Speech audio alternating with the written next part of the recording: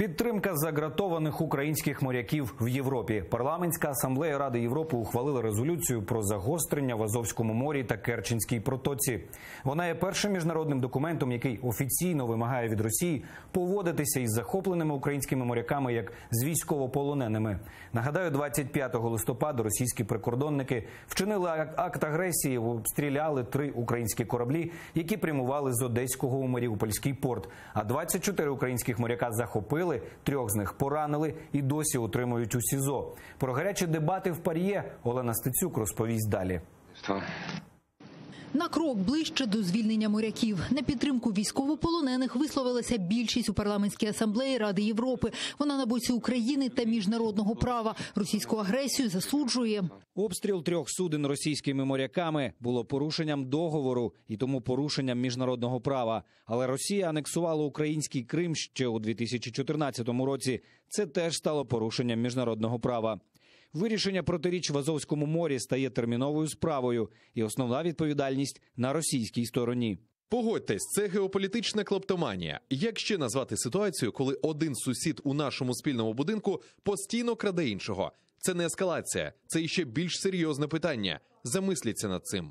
Українська делегація наголосила, моряки – військовополонені, тому вимога – негайно звільнити їх і розблокувати судноплавство в Азові та Керченській протоці. Бо блокада українських морських портів Бердянську і Маріуполі – це елемент гібридної війни РФ проти України. Я закликаю асамблею застосувати ліки проти агресора, бути рішучими та встановити жорсткий санкційний механізм, якщо наші військові не будуть негайно звільнені, і застосувати до них термін «військовополонені». Але не всі згодні з цим. Тоді я закликаю чесно назвати Росію терористом, а наших військових заручниками застосувати норми Кримінального кодексу. І ось кульмінація, майже одноголосна підтримка резолюції. 103 голоси за, 3 проти, 16 утрималися. В документі Росію закликали негайно звільнити українських моряків і забезпечити їм надання медичної та правової допомоги, а також забезпечити свободу проходу у Азовському морі та Керченській протоці. Та головне – поводитися з моряками згідно з вимогами міжнародного гуманітарного законодавства, зокрема Женевською конвенцією, тобто як з військовополоненими. Сам термін «військовополонені», на якому наполягала Україна, не прописали. Та попри це, резолюція – це перший серйозний крок на міжнародній арені, кажуть як делегати ПАРЄ, так і адвокат моряків. В Женевской конвенции не существует никаких иных трактований, кроме как военнопленные. Мало того, в Женевской конвенции она называется «Об обращении с военнопленными». Конечно, это будет способствовать работе и наших адвокатов, и дипломатов, и политиков, всех, кто работает в рамках единой стратегии освобождения украинских военнопленных моряков.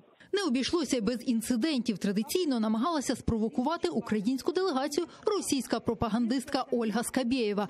Перший віце-спікер парламенту Ірина Геращенко під час спілкування з українськими журналістами зачитала прізвища 25 засуджених в Україні росіян, яких Україна готова обміняти на своїх громадян. Скабєєва, перекрикуючи, називала це брехнею та отримала гідну відсіч. Вони працюють як гопники. Звикайте до того. Країна гопник працює як гопник. І не лише словесну відсіч, а й сувенір. Вы загадили голову миллионам россиян, и вот эта штука, вот есть такая вещь, классная бумага, вот это специально для вас. Она вам просто украсит ваш Россия. Сегодня вы ведете себя совершенно не. Смотрите, какая красота, смотрите, как красиво. Расскажите, пожалуйста, если... Олена Стецюк, Заман, АТР.